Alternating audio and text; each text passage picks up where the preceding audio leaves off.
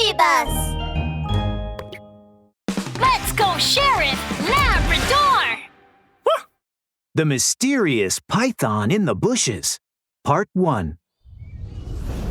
Take the shot, Little Rhino!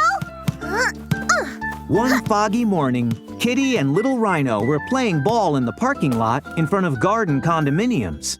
Little Rhino missed catching a pass, and the ball rolled off into the bushes. Kiddie, I'll get the ball!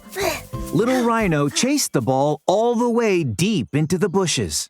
Suddenly, Ooh! Little Rhino screamed and ran out of the bushes in a panic. There's a monster in the bushes that looks like a huge python.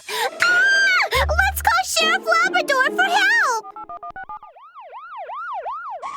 Sheriff Labrador arrived at garden condominiums soon after receiving the call. According to Little Rhino and Kiddie, there was a monster that looked like a python lurking around here. When I got to the scene, it was gone. But the grass does show signs of something heavy crawling about. Little Rhino, can you tell me a little more about what the monster looked like? It's white and like this thick.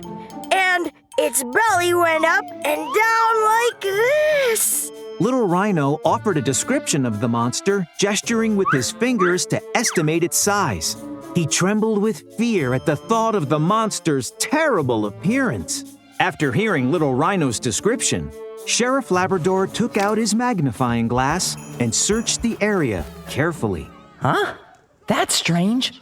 These marks and impressions on the ground are very messy, like something swept over the grass repeatedly. Huh? What kind of monster could it be? Hearing Kiddie's question, Sheriff Labrador's dark round eyes surveyed the area.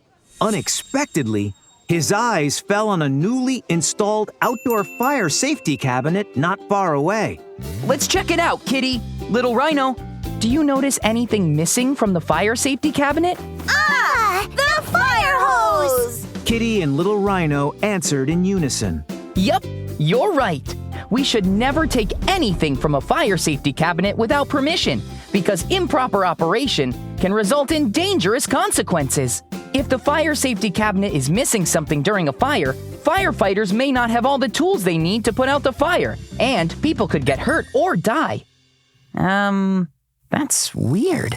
Who would be interested in the contents of a fire safety cabinet?